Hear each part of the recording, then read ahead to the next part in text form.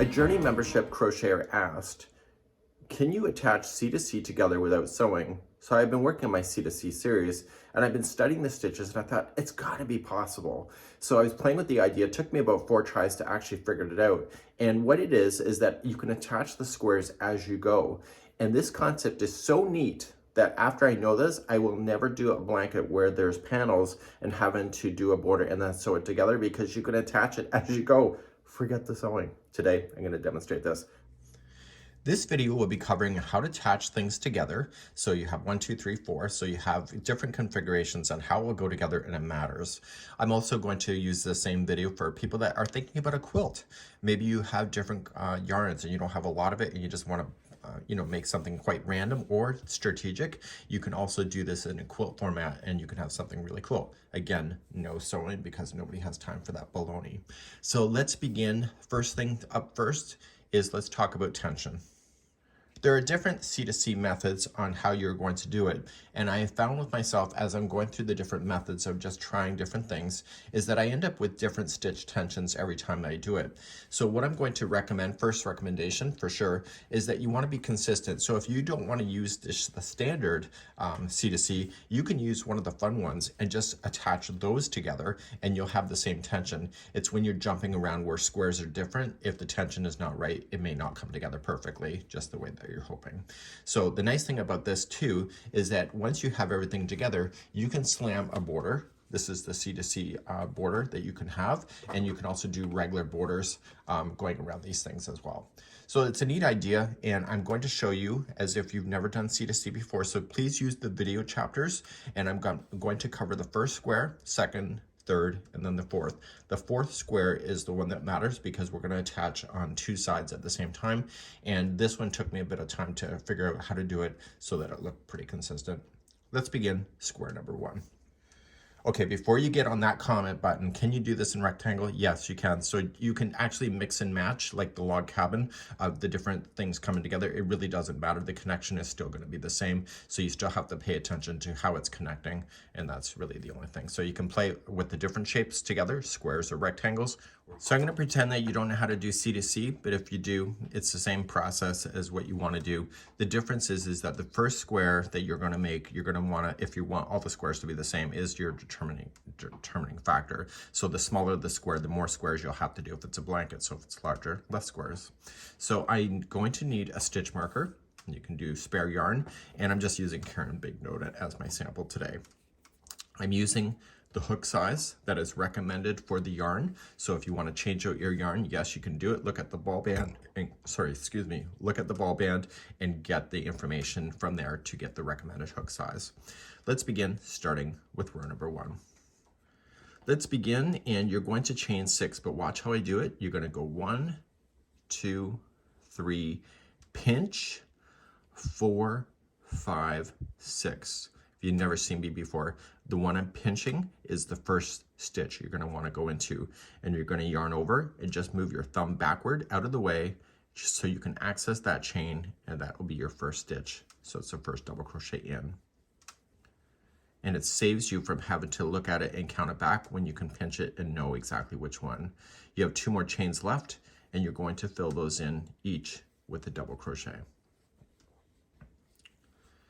But wait, there's more. Yes, I sound like Ron Popeil, but we're not baking anything today unless your brain is cooking on this concept.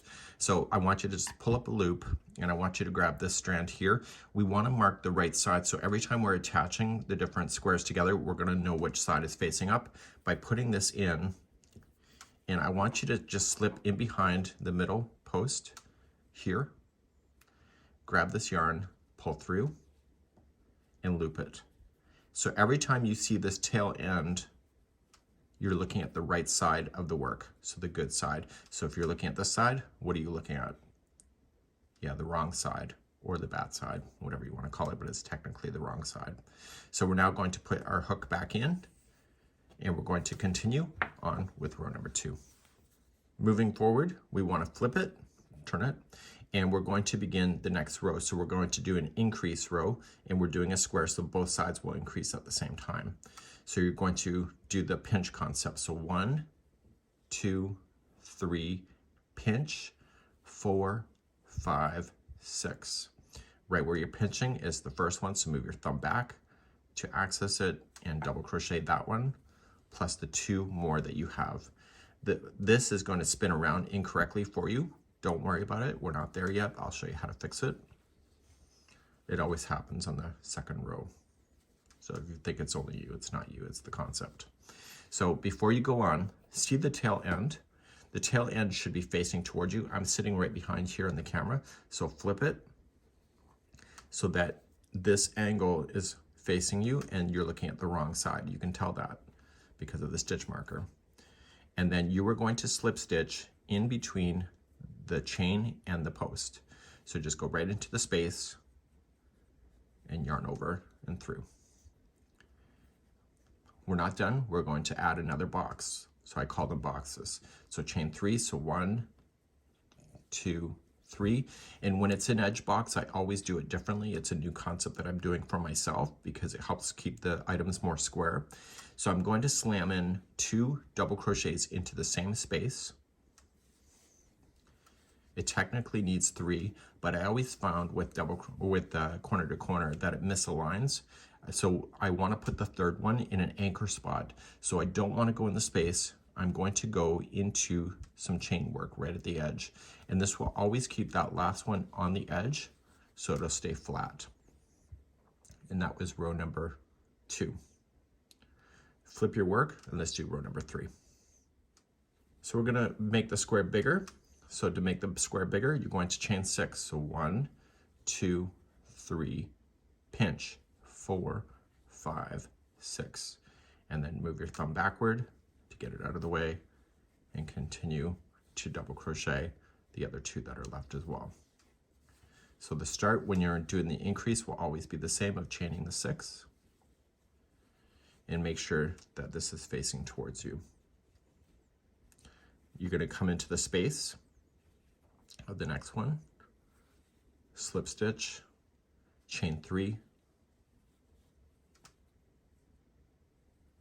and double crochet 3 times into that space. So because it's not an edge, I'm not worried about that alignment so much because it'll settle out, and you were just going to apply 3 double crochets into that space. So you'll do that whenever it's not a corner or an edge space. Now you're going to come in and you're going to come into the space, and I'm doing an increase. So I want to add another box here, so I'm going to chain up 3. And this is an edge, so I want to slam in 2 double crochet. And the third one, I want to anchor in right to the edge. So come into the stitch work right at the edge, and that'll hold it to keep it nice and stable. It's more stable than your host at times. Okay, so you end up with a nice flat edge. I'm going to do one more row with you, so just turn our work and begin the 4th row, and then I'm going to show you how to do a decrease after that. So let's do one more row. So 1, 2, 3, pinch, 4, 5, 6. And then you're just going to double crochet the one you pinched. You'll get used to how it looks. And you can make the square as big as you want to go before you start the decrease. The bigger the squares, the less squares you'll need for your blanket or whatever you're making. So you're just going to come into the space, chain 3, and double crochet 3 more times into the same space. Because it's not an edge box, you don't have to worry about anchoring.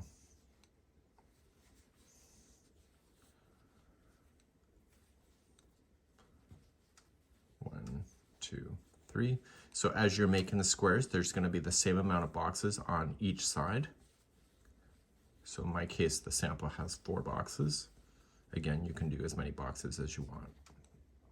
You're coming into the edge, so you're just going to chain 3, and I want to anchor. And so I'm just going to put in 2 double crochet to start, and then anchor right into the edge. So you have to decide how big you want to go, so you can just reverse back and play the last row over and over and over until you're happy. And then when you're ready to start the decrease to come to the point here, that's when you're going to start that. So I'm going to do that next. Let's turn the work. It won't matter if you do an odd number or an even number for this concept, it'll still work each time. So you just have to decide how many boxes you want. In my case, it's 4. So 1, 2, 3, 4. 1, 2, 3, 4. To do a decrease, because it's the starting of the decrease, it's different from when you do a decrease in the future. So you're just going to come to the next one and just easily slip stitch yourself across. And now normally what they would tell you in this kind of concept is to go right into the space. I don't want you to do that because it misaligns. So come into the top of the chain work itself and slip stitch to start. And that'll keep that first stitch out on the edge instead of sinking into the middle. So you're now going to chain 3. That's your first double crochet. And in the same space, I want you to put in 3 more double crochet in there. So 1, 2, and 3. Now you're going to come in to the next space, slip stitch, and what you're paying attention to the most is the last box that you'll have. So you're going to put in 3 double crochet here.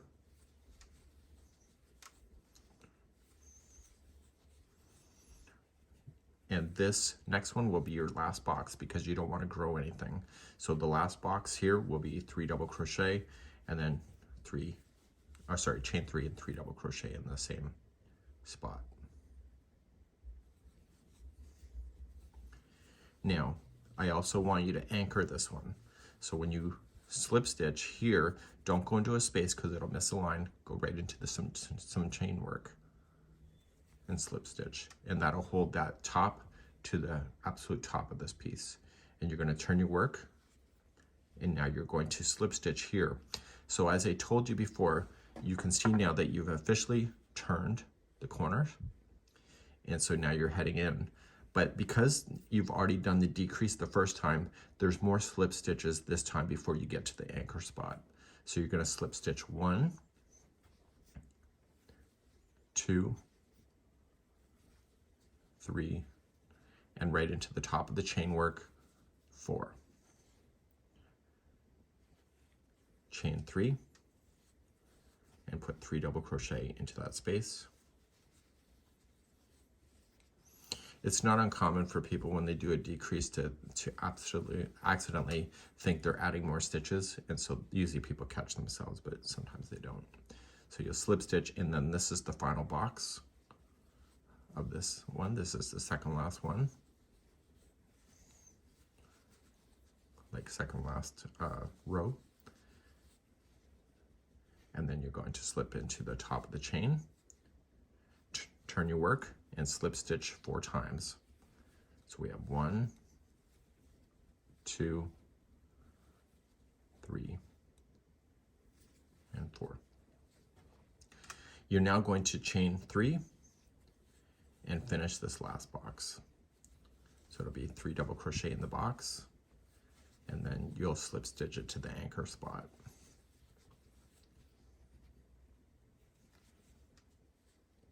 Turn your work, and I want you to slip stitch it just to keep the edge looking the same. Slip stitch it right to the top of the anchor spot. And this is where you're going to fasten off the yarn. And you may want to weave in your ends and get rid of them as you go. I'll leave that to your discretion. And this is where you're going to end. And so now you can add any colors, and we're going to move on to adding a second box. And we'll do that next. If this is your first box, your next box will only be joining to one side. So the only time that you're ever joining to 2 sides at one time is if you're working on just completing more and more boxes and you have 2 sides to connect to at the same time. So you could do a whole row of just connecting one edge and have a whole panel, and the next one you can do the same thing, but as soon as you have 2 sides, then it kind of changes the story, which we will talk about. I want you to have the right side facing up, and I want you to grab another yarn. You don't want to use the same yarn because there would be no point to doing this concept. So what you can do is that you can join to any one of the corners that you have as long as the right side's facing up. And so I'm just going to join to this one right here, but I could have done any one that I want as long as the right side's facing up. So I'm going to come right into the corner, and I'm just going to slip stitch. and I want to chain 6.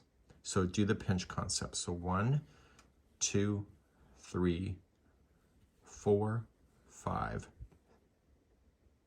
and 6.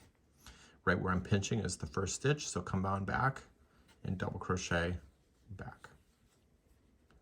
And you're doing the 2 like you normally would have been, as if you weren't connecting. So it's coming back. Throw your loose ends to the back of the project. You can tell that because this is the right side facing up. And instead of just turning and making the square bigger, see the boxes. You can see the spaces in between the boxes. I want you at this point to slip stitch in between the groups of the 2 boxes. So slip stitch, and you're not done. You want to chain 3, 1, 2, 3, and slip stitch into the next box here. And now you're ready to start row number 2. To start row number 2, you are going to turn your work, and you are going to chain 3.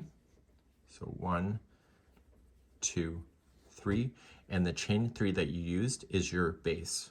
So you're going to put in 3 double crochets into that base space.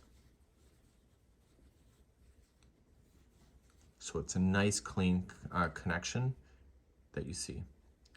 You're going to continue along like you normally would have. So you would have slip stitched into this space, chain 3, and because it's an edge box, you want to put in 2 double crochet first, and then the third one will be in the anchor spot to hold it out, to keep it nice and flat. Turn your work, and let's begin the next row. To do the next row, we're not connecting to anything. We are wanting this bigger, so we're going to chain 6. So we have a total of 1, 2, 3, pinch, 4, 5, 6, and just move your thumb back and double crochet coming back. So we're only doing a difference of when we're connecting to each one of the boxes here, the patches. So you're just going to slip stitch here, chain 3, and you're just doing your regular C2C as you know it. So I'm going to speed up.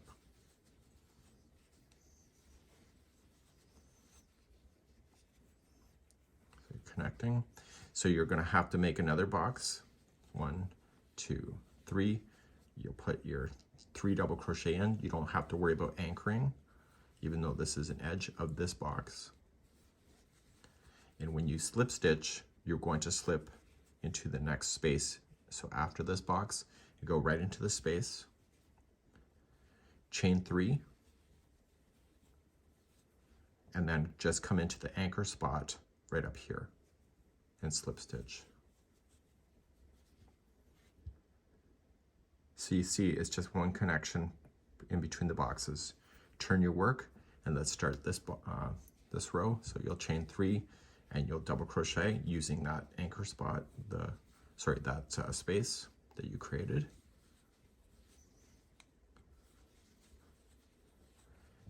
And then you'll come all the way down. So you'll see that this row will then maintain the same amount of boxes that the original one has.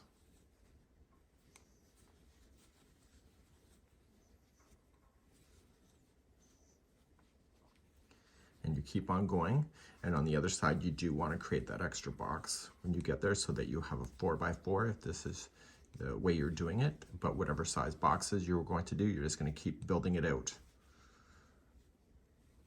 until everything is equal. So this is an edge, so it's 3 double crochet in there, and 2 double crochet, and then the third one is in the anchor. So you're technically now just connected, and you're going to turn your work. And now you're going to do the decrease like you did before. So I'll just quickly demonstrate. So because it's your first time, you're going to slip stitch to the anchor. And then you're going to begin by chaining 3. And then just do your double crochet, 3 of them in there. So it's your C2C as you already know it. I've already demonstrated how to decrease. And so you're just going to pay attention to the top of the box to know where to go. Okay, so you're just going to continue to eliminate boxes out as you make this to the other corner. So 1, 2, 3 is your last box going in.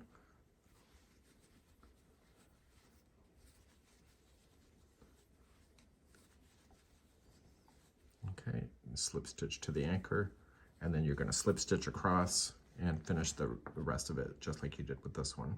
So I want you to do that, and then I'm going to show you how to attach box number 3, and that's beginning next.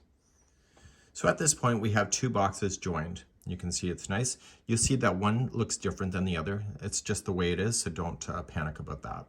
So you could do a whole strip of just continuing to add and you're just connecting, but then eventually you'll have to add another strip coming down. Okay, so you want to be very strategic about this whole thing when it comes together. So to do the next one, say we want to put a box right here, we're going to grab more yarn, and where we're going to attach it is in between the connection spot here. So you're not going to go into the outside here. You're going to go right into the space and you're going to connect. Then you're going to chain 3. So 1, 2, 3, pinch, 4, 5, 6. And right where you pinched is the first one, and you're going to come back. You'll do your regular double crochet the way you did it before. So what is the difference between the last box we did and this one? Nothing. There is no difference, because you're still only attaching to one side, and the way that I had you attach is going to be the same. So after that's in, slip stitch here, chain 3, slip stitch here, turn like that, and then chain 3 and double crochet you 3 times. So box number 2 and 3 is the same because you're only still attaching to one side. It's the 4th box that I'm about to show you in just a bit, which will change the game plan a little bit. So you're just going to come out to the edge here. It's the edge box, and you'll still just pay attention to those anchor spots. It'll look nicer. So put 3 in first, and then 1 into the anchor. So I've already demonstrated box 2 before, so I don't need to go with that with you again. So you're just going to continue along. You'll continue to attach here, and then eventually you'll have like the original sample where you'll have 3 boxes that are attached. And I want you to finish this box, and then I'm going to demonstrate how to do the 4th one, because that's where it really changes. We're now ready for the 4th box. So what happens if you have to attach to 2 sides at the same time? So even if there's a full strip here, the rest of these boxes that'll be in this one will attach here and here, and you're going to keep building it out. I would not recommend being very random about this. Be very strategic, because it'll make your life a lot easier. Now, it took me a few tries to actually understand where the stitch work is going to go, and I finally figured the secret out, and I'm going to have the right side facing up as I always have been. So make sure that's always facing up when you start something new. And I want you to turn it this way. And what we need to do is attach it here. So I was attaching here and here, and it wasn't working out. So it's right here in the center point here. I want you, like this one, to go around this space and attach. And this one is a whole new monster. So now that it's attached, we need to build our way out this way, but we're not going to do that pinching concept anymore, not for this one.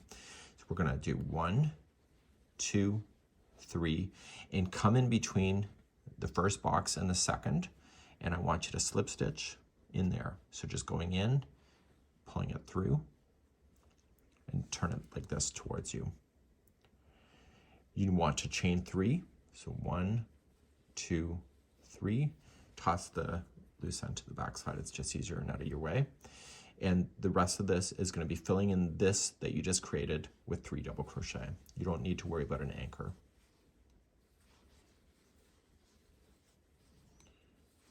And then it's going to get a little more interesting from this point.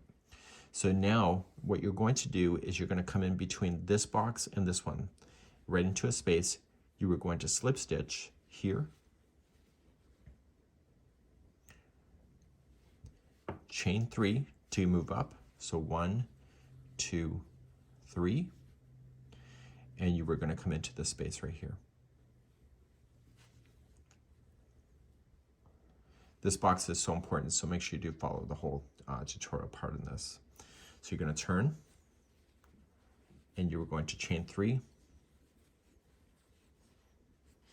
See the space, you're going to play with it. So 3 double crochet. Don't worry about any anchors. So you're attaching it to 2 sides at the same time.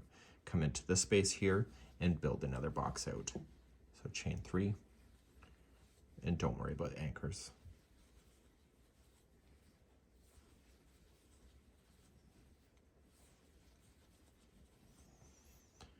Okay, now you're going to come in between this box and the next one, just slip stitch in between, chain 3, and then come into the next space up here between the boxes and turn, chain 3, and come out and come and use that space you just created and come on down. So other than joining on the 2 sides, you're thinking to yourself, well, why are you watching this? So continue along, and you can see it's nicely going together. So all this concept came to me with a crocheter on our YouTube membership, and the journey said, well, can you do connections without actually sewing? And so I really had to think about where I would connect and how I would do it. So I literally put my hook in the wind on a Saturday just before Easter Sunday. And I literally spent hours on making the log cabin sample just to understand it and just trying to get it right. So just chain 3 and then go right into the anchor up here. Turn your work, chain 3. So this will be the outside box, and put 3 double crochet in. And I know what you're probably thinking at this point, well, why wouldn't you go on YouTube and find another host that shows it? Because when you do that, sometimes you limit your creativity on something that you may have to figure out on your own. And maybe the way that you would do it would be different from another host. So I try not ever doing that on YouTube, because then it makes it authentic in the way that I learn and the way that I teach.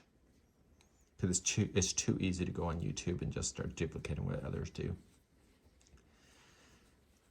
And so I fail with myself if I do that. I lose the sense of pride in my own creativity when I duplicate like that. It's not the same as following a pattern like on Yarn Inspirations, to my point of view. So here's the last box that will go in, so you'll build it out. So chain 3, and don't worry about the anchors, like putting it in the edge. So put your 3 in there and just anchor to the top here. So slip stitch right into the top.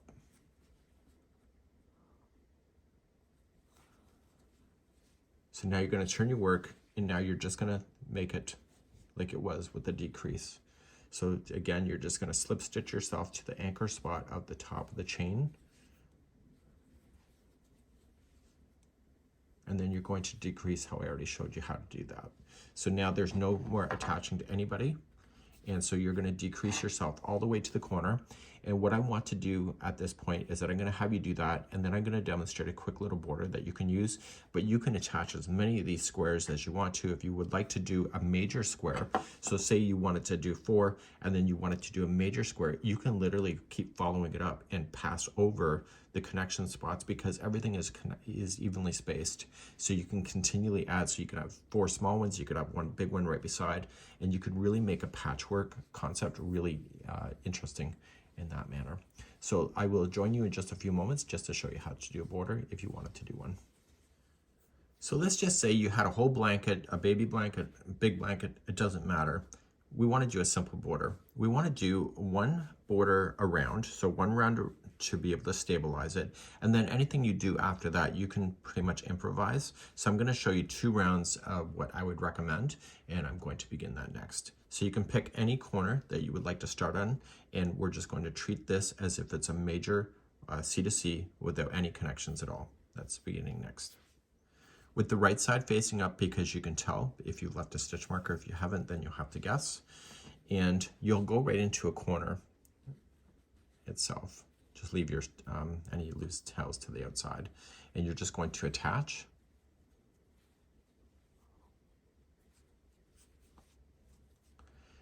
you're going to chain 1, and you're going to single crochet into the same one. Sorry, just single crochet. Then you're going to chain 3, and that will allow you to turn a corner for my concept I'm about to show you, and in the same corner place in a single crochet. Throw your loose end to the outside, to the back. You're now going to chain 3, and you'll jump over these boxes. So 1, 2, 3, come in between the space and single crochet in. So don't slip stitch. You can slip stitch if you want to, but you can single is fine. So chain 3 and coming between the boxes. You're going to do this all the way to the corner. So what's going to happen when you have to jump over the different boxes? Nothing. You're just going to come into the space and keep jumping, and this will keep it evenly spaced going around your entire project. So when you get to the next corner, which will probably be a lot longer for you than it is me with the swatch, you just want to treat your corners the same as how you started. So you're going to just come right into the corner, just guess it as much as you can. It's very forgiving. So you'll single crochet, chain 3, and single crochet in. So then you carry down the next side, so chain 3, and just come in between the boxes, single crochet, and etc. So please do this around for the first round of the border. So when you get back around on your snazzy little border here, you're just going to chain 3 and you'll slip stitch it to the first single crochet. I'm going to show you one more round that I would do if I were you, but I would not overcomplicate the border, but you can decide what works for you. Slip stitch into the chain 3 space of the corner, chain 3, and put in 2 more double crochets into it. This time I only want you to chain 2 and put in 3 more double crochets into the corner. Everything is all about the set of 3, if you haven't understood that yet. So now, and I haven't told you, so you probably wouldn't have known that. So now you're just going to jump into these chain 3 spaces only and apply 3 double crochet into each one of those spaces. So don't worry about those single crochets, or if you did a slip stitch, it doesn't matter. Just only concentrate on the spaces. So it's 3 double crochet in each. So when you get to the next corner, it'll be 3 double crochet, chain 2, 3 double crochet into the chain space corner itself. And you're just going to do this all the way around, and if you want to add more to your border, you can, but this is a nice simple way just to finish off your C2C and make it look awesome. I'll be back at the end of the round. When you come all the way around, you're just filling in the space before where you started, and then you're just going to slip stitch to the top of the first chain 3, and then you're just going to cut your yarn and weave in your ends, and you'll have a beautiful little border. To begin, you can remove out your stitch marker that indicated the right side, and no matter how big you did your blanket, it's going to look awesome each and every time. So this is a really neat concept, whether you're doing quilt work, whether you're doing attaching. It's a really amazing idea, and I didn't even have to sew at all. That's it, and we hope you have a good one.